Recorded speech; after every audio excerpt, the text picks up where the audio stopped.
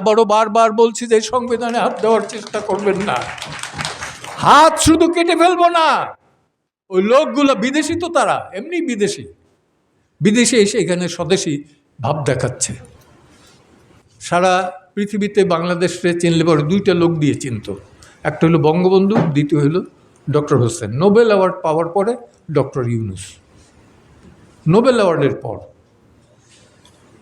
আমি সেই বিতর্কেও যাব না, কিন্তু বলবো যে সংবিধানে হাত দেওয়ার চেষ্টা করবেন না। এই সংবিধানে আবারও বারবার বলছি যে সংবিধানে হাত দেওয়ার চেষ্টা করবেন না।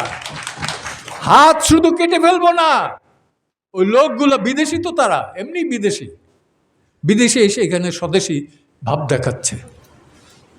নাগরিকত্ব বন্ধ করে আসুক, দেশের রাজনীতি করুক, বুঝবো।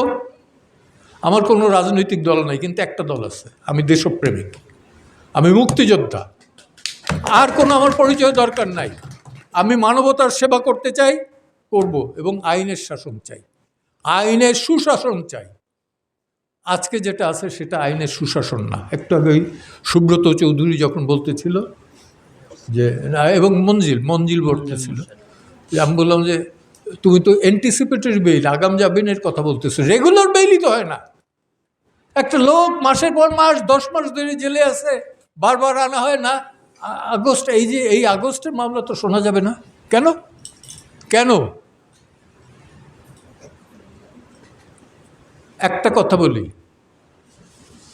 এই দিন না দিন আরও আছে। আর 71-এর একটা গান আছে, বিচারপতি তোমার বিচার করবে যারা, আজ জেগেছে সেই জনতা।